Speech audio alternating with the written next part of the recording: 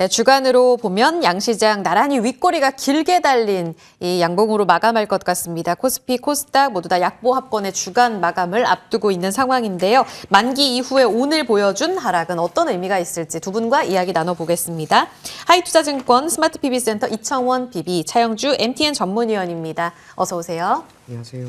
네, 시장 질문부터 드려볼게요. 뉴욕장 영향권 아니었는지 오늘 아시아장 전체적으로 밀렸고 우리도 유독 한 1% 넘는 하락을 보여줬습니다.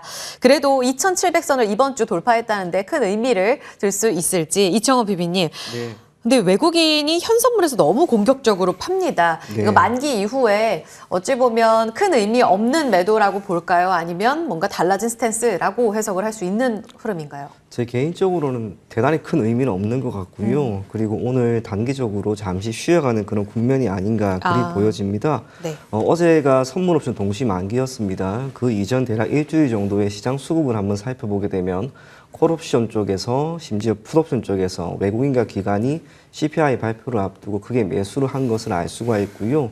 그 이전에는 외국인들은 선물이 되든 현물이 되든 그리고 지난주 목요일, 금요일, 이번 주 화요일 옵션 쪽에서 콜을 모두 다 매수를 했습니다. 시장이 단기적으로 움직임이 나온다 하더라도 옵션 시장에서 수익 크게 얻을 수 있었고 사실상 어제 시장이 올라가게 되면서 그런 결과를 만들었다고 보여집니다. 포지션이 이제 모두 청산이 되었습니다. 그런 상황에서 어제 미 증시가 소폭 조정을 받았다는 것과 우리 증시도 이에 따른 영향에 놓여 있다는 것이 오늘 시장을 결정짓는 변수라고 보여지고요. 그럼에도 불구하고 저는 시장은 결국에는 조금은 더 오르지 않을까라고 생각을 합니다. 기저에 있는 것은 연초부터 외국인들은 우리나라 증시, 특히 코스피 같은 경우에는 선물이 되든 현물이 되든 매수 우위를 지금 보이고 있습니다. 오늘 선물 시장에서 1조 이상 매도세를 보인다 하더라도 사실상 그걸 감안하면 오늘 1.57% 수준의 하락은 대단히 큰 것도 아닌 것 같습니다. 3거래일, 4거래일 필라델피아 반도체 지수의 조정 어느 정도 나왔다고 생각을 하고요. 그러면 이제 반등을 기대해 볼 만한 시점이다라고 보여집니다. 마지막으로 코스피가 최근에 2,650포인트 내외에서는 그래도 계속해서 어느 정도 박스권을 형성하고 올라가고 있었습니다. 이러한 선형관계가 단기간에 깨질 만한 변수는 크게 보이지 않는다는 점에서 네. 시장은 조금 더 올라갈 것이다. 거기에 무게를 두셨으면 좋겠습니다. 다행입니다. 이렇게 꼬리가 몸통을 흔들릴 때 많이 흔들리면 좀 불안할 텐데 그럼에도 불구하고 1조 원 넘는 선물 시장의 매도 물량에도 잘 버티는 시장 이렇게 분석을 해주셨거든요. 차 위원님 같은 의견으로 시장 강하다고 보시는지 다음 주에 다만 여러 가지 이벤트가 많아서 이걸 또 잘 버틸 수 있을지 궁금해요. 월요일에 BOJ 있죠. FOMC 회의 있죠. 중국 지표 발표도 있습니다. 잘 버틸 수 있을까요? 일단 뭐 중요한 것은 시장에 있어서 이런 것들이 물론 이제 새로운 이벤트이긴 합니다. 예. 하지만 이 이벤트가 시장을 흔들 만한 어떤 폭발력을 물론 현재로서는 지금 그렇게 크게 가지고 있지 않다라고 좀 봐야 될 것 같아요. 물론 이제 BOJ에서 그 일본이 금리 변동폭을 어떻게 가져갈 것인가라는 부분들에 대한 것들이 일단은 뭐 충격을 줄 수는 있긴 하겠죠. 근데 그 부분이 아니다라면 나머지 FOMC 같은 경우는 이번에 뭐 특별히 없고 그다음에 이제 점도표가 발표될 3월 말쯤에 가서 오히려 그때가 더 중요할 것 같아요. 이번에 금리 인하에 대한 얘기는 가능성 거의 없다라고 보는 상황이지만 점도표가 발표되는 3월이기 때문에 점도표가 과연 어떤 식으로 나타날 것이냐 6월 달에 금리 인상을 예상하는 것이냐 그 이상으로 또 봐야 되느냐 그 부분을 좀 봐야 될 것 같고요. 중국의 지표는 지금 현재 우리나라에 영향을 미칠 만큼 그렇게 크지는 않습니다. 일단 중국이 5%대 경제 성장률 목표를 제시한 상태이지만 그 달성 가능성에 대해서는 많은 의구심을 나타내고 있는 거 아니겠습니까? 따라서 지금 현재 실물 경제 돼지고기가 안 팔릴 정도라니 참 대단합니다.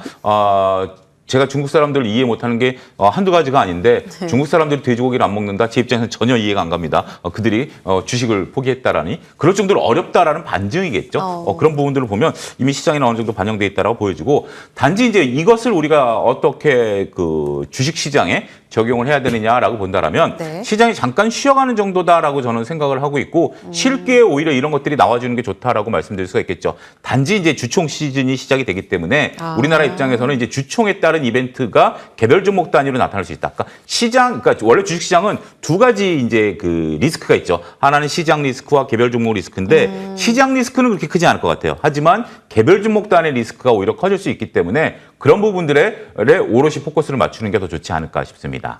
그러면 상방으로 볼 만한 모멘텀은 없는 거네요, 내주에는. 근데 이거 굉장히 중요한 게 우리가 지금 일봉 차트를 한번 좀 띄워주셨으면 좋겠는데 지난번에도 한번 이런 말씀을 좀 드렸던 것 같아요. 우리가 일봉으로 2,600선을 터치했던 게 작년에 그 2번 정도 있었고 올해 그러니까 작년 말까지 본다면 3번 있었어요. 찍고 내려왔지만 지금 그 수준에서 횡보하면서 저점을 높여가고 있는 모습들이거든요. 지금 여러분들 보시면 요때 한 번, 요때 한 번, 요때 한 번 찍고 내려왔었습니다만 지금은 찍고 내려오는 게 아니라 버티고 있는 거죠. 굉장히 강한 겁니다. 강한 거기 때문에 지금은 여기서 오히려 하방 압력을 받지 않는다라면 상승 쪽으로 언제든지 돌아설 수 있다. 이렇게 좀 말씀드릴 수 있고 오늘 음봉이 크게 나온 것처럼 보여지지만 전혀 지금 뭐 시장에서 보게 된다라면 차트를 보게 된다면 우려할 바는 아니지 않겠는가 이렇게 말씀드릴 수가 있겠습니다. 다행입니다. 방금 말씀하신 주총 이야기 이정원 PB께 질문 드려보겠습니다. 내부적으로 슈퍼 주총이 있어서 개별 종목 리스크가 크다라는 데 공감을 하시는지 당장 삼성전자가 20일 주총하고요. 이 때문에 미래계획과 관련돼서 좀 관심이 집중되고 있습니다. KB금융지주 22일, 현대차 21일, 밸류업 프로그램 수혜주들이 대거 주총을 엽니다. 여기에 리스크가 더 크다고 보세요? 아니면 한 번 더 지수 레벨업 가능성이 더 크다고 보세요? 시장에 큰 영향을 미치지는 않을 것 같습니다. 그래요? 주총이라고 하는 한 가지 변수가 전반적으로 시장 전체에 미치는 영향이 컸다면 그 이전부터 무언가 움직임이 나왔어야 하고 과거에서도 주총이 있었던 시기에 맞춰서 시장의 큰 폭의 변동성을 보였어야 하는데 그러지는 않았던 모습입니다. 그런 면에서 주총이라는 한 가지 변수보다는 우리가 기타 대내 대외 변수에 의해서 시장 움직임을 결정짓는 게 좋지 않을까라고 보여지고요. 앞서 이와 관련해서 어떻게 대응을 할 것이 괜찮을 것인지에 대한 물음도 주셨는데요. 저는 특별히 지금은 대단히 고민을 많이 할 건 아닌 것 같습니다. 연초부터 우리의 코스피와 코스닥이 대단히 나빴던 게 아닙니다. 전반적으로 올라갔습니다. 그러면 가급적이면 포트폴리오에 시장과 민감하게 반응을 했던 종목이나 시장의 움직임처럼 전반적으로 오르는 모습이 나온 선형관계가 일정하게 유지되는 종목을 선택하거나 그게 아니라면 결국 지금 시장은 저 PBR 그리고 반도체 이쪽에 시장 매수세가 많이 유입될 것으로 보여집니다. 그래서 그런 종목 위주로 여러분들이 포트폴리오를 구성을 하고 시간 투자만 한다면 결국 시장이 여러분들에게 좋은 결과를 만들어주지 않을까 그리 생각이 됩니다. 오히려 하방으로 리스크를 주기보다는 계속 모아가는 전략으로 유효한 한 주의 힌트가 될 거다. 그런데 차 의원님께서는 개별 종목 리스크 클 것 같다 하셨단 말이죠. 그래서 대응 전략을 여쭤봅니다. 오늘 안 그래도 삼성물산의 주총이 있었고 여기서 헤지펀드들이 원하는 자사주 추가 매입이라든지 이런 부분들이 들어지지 않게 됐습니다. 이 때문에 급락 시세. KB금융 그리고 하나금융지주, 현대차 다 빠지고요. 반면에 또 CJ와 두산은 강합니다. 저 PBR주의 이 차별화는 어떻게 대응해야 될까요? 그러니까 이것을 저 PBR로 볼 게 아니라 일단 삼성물산 같은 경우 우리가 이제 좀 보는 시각에 따라 달라질 수 있을 것 같아요. 그러니까 이제 삼성물산 주주분들 입장에서 본다라면 자사주 매입이라든지 소각이라든지 배당의 이제 증가 이런 것들은 이제 헤지펀드들이 요구했던 것들이죠.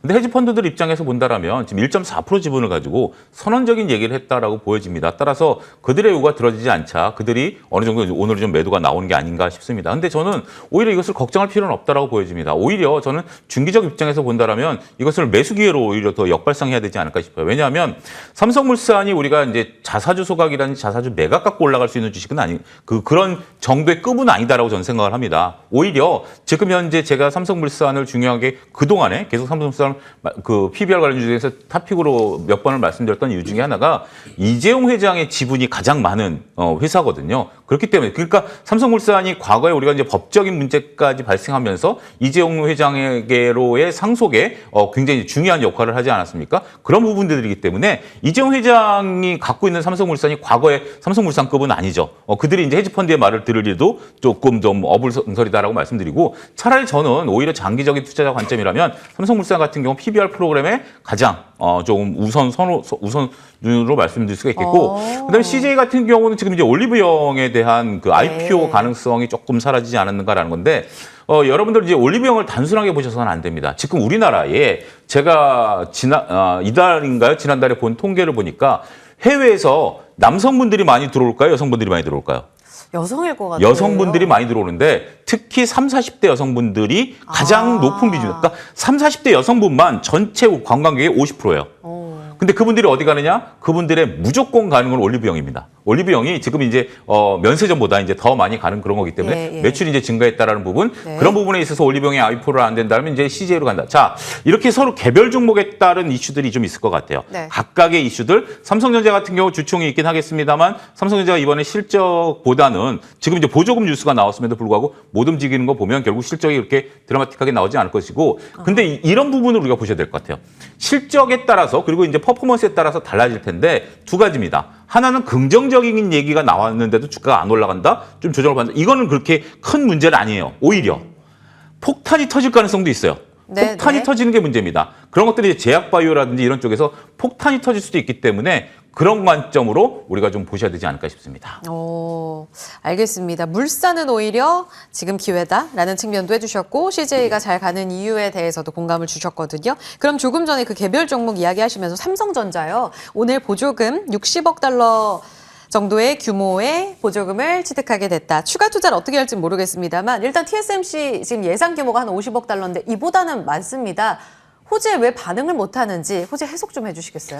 이게 아직은 근데 확정된 게 아니기 때문에 그렇습니다. 일단 블룸버그 통신을 통해서 가능성이다라는 단어에 여러분들이 주목을 하셔야 될 것 같아요. 그러니까 최근에는 뉴스들을 나오는 것을 이렇게 잘 읽어보셔야 되는데 원래 이제 보조금 받을 것으로 우리가 예상을 했다가 네. 야, 신청자가 많아서 보조금 조금 니네 못 받을 수도 있어라고 해서 오히려 흔들렸는데 다시 받을 수 있어라는 건데 그건 가능성이고요. 아직 확정된 금액도 아니고 더군다나 이제 반영된다라면 이런 거죠. 이것에 따라서 주가가 올라가다가 아니다 해서 떨어졌다고 한다면 다시 제자리 가는 정도지 이게 추가 레벨업 할 정도는 아니다라는 부분들이고, 특히 이제 삼성전자는 이 보조금을 어느 정도 이제 받아와야 되는데 네. 그 부분은 지금 현재 이제 미국이 지금 아직 확정 못한 것은 아무래도 선거 때문일 것 같아요. 네, 네. 선거가 이제 아무래도 지금 이제 슈퍼 화요일이 지난 이후에 여름에 이제 어느 정도 가시성이 보이니까 그때까지는 이 뉴스에 너무 그렇게 큰 기대는 그러니까 이렇게 보셔야 될 것 같아요.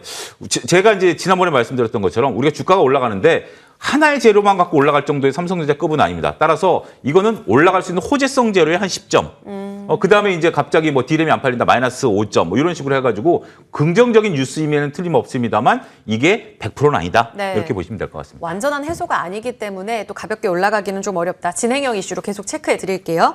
오늘의 특징주로 시장 대변하는 종목들의 움직임 전망까지 봅니다. 반도체가 대체로 약했는데요. 디자인하우스 그 안에서 가온칩스가 다시 또 움직였습니다. 2시 구간에 상승 반납했다가 다시 10만 원을 회복하는 움직임 보여주고 있습니다. 자, 이청호 PB님. 그 디자인하우스뿐만 아니라 몇몇 종목들이 아직 여전히 좀 제자리를 잘 지켜주고 있지 않습니까? 네. 내주에 있을 GTC 2024. 이것이 다시 변곡점이 돼서 주가 촉매제로 확인을 할 수 있을지 다시 달릴까요? 전반적으로 거기에 따른 이슈였다면 사실상 다음 주에 GTC가 있기 때문에 오늘 움직임이 나왔어야 되는데 제가 느끼기에는 참여하는 기업들 대다수가 그리 좋은 움직임은 나오지 않았던 것 같습니다. 디자인하우스 관련된 종목으로 가온칩스, 또 에이징랜드, 코아시아 등 몇몇 기업들의 주가가 상대적으로 시장을 고려한다면 괜찮은 모습입니다만 그중에서도 우선은 가온칩스라고 하는 기업을 살펴보게 되면 네. 수급적인 변화가 크지가 않습니다. 참고로 가온칩스 같은 경우 2월에 저점 대비 거의 2배나 올랐는데요. 동구간에서의 수급을 살펴보게 되면 철저하게 외국인들이 크게 들어왔습니다. 외국인들이 동사의 주가를 견인했습니다. 그런데 3월 들어서는 고작 2번밖에 들어오지를 않았고 그중에 하루가 오늘입니다. 아직까지 수급이 크게 개선된 것이 아니다라고 하는 것을 감안하면 오늘의 상승은 잠시 관망을 하시고 한 차례 조정이 조금 나왔을 때 여러분들이 접근을 하면 괜찮지 않을까 그리 생각이 되고요. 디자인하우스와 관련된 부분은 앞으로 산업이 조금 더 확장될 가능성이 분명히 있다라고 보여집니다. 전반적으로 반도체 자체에 훈풍이 돌고 있다는 점에서 관련된 기업들은 계속해서 기회를 줄 겁니다. 조금씩 조정이 나오는 시점에 분할 매수 관점으로 접근할 것을 권해드리겠습니다. 알겠습니다. 마지막 종목 하나 더 볼게요. 위메이드가 오늘 거래 동반하면서 급락, 어제도 장중 변동성이 대단했습니다. 장현국 대표 사임 소식. 결국은 이게 썰로 돌다가 어제 장 마감하고 나서 명확해지는 그림 속에 오늘 하락으로 출발했고 급락 시세 13%가량 빠지고 있는 상황입니다.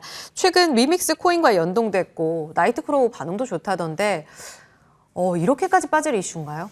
아무래도 지금 이제 사임하시는 분이 그 위믹스 코인을 이끄셨던 분이기 때문에 그 부분이 가장 큰 것 같아요. 실망감으로? 지금 이제 우리가 차트를 좀 띄워주시면 주봉 차트를 놓고 본다라면 우리가 2021년 가을에 정말 불멸의 위메이드였죠. 요게 이제 위믹스 생태계를 만든다라는 내용 때문에 위메이드가 이제 전반적으로 우리가 메타버스와 관련해 가지고 이 생태계와 관련해서 이제 주가가 올랐었던 거죠. 일봉으로 또 고쳐서 보면 최근에 이제 올랐었던 것 같은 경우 이제 위믹스 이제 새로운 게임과 위믹스가 겹치면서 우리가 STO 부분에 대한 부분들 이런 것들 그다음에 이제 코인 가격 급등 이런 것들에 대한 부분들이었다라고 해석이 가능하겠죠. 근데 이제 게임은 여전히 살아 있습니다만 이제 위믹스 코인에 대한 부분들을 물론 법적인 조치랑 상관없다라고 하지만 그 부분이 빠지게 된다라면 여기서 이제 그 생태계에 대한 어떤 가능성 그러면 이제 위메이드를 뭘로 봐야 되죠? 개별 게임 회사로 봐야 되겠죠. 그전에는 개별 게임 회사 플러스 생태계를 만들어 나가는 회사였다라면 이제는 그 부분이 사라졌기 때문에 조금 변동성 확대에 대비를 하셔야 되지 않을까 싶습니다. 지금이라도 리스크 관리해야 된다는 말씀이신가요? 지금 좀 그 고민해 보셔야 될 것 같아요. 지금 정도라면 문제는 우리가 차트를 보게 되면 좀 이렇게 차트 모양이 그렇게 깔끔하지 않는다라는 겁니다. 왜냐하면 주가가 급락하면서 거래량이 늘었거든요. 이렇게 주가가 하락하면서 거래량이 는다라는 것은 매도가 더 많다라는 것이고 매수가 그 힘을 못 이겨낸다라는 거기 때문에 조금 고민해 보셔야 되지 않을까 싶습니다. 단순 게임사로 봤을 때에 고밸류를 주긴 어려워졌다 이렇게 의견 주셨거든요. 리스크 관리 신중하게 한번 더 보시기 바랍니다. 두 분과 함께한 프로의 시선 인사드릴게요. 차용조 전문위원 이청원 PB였습니다. 고맙습니다.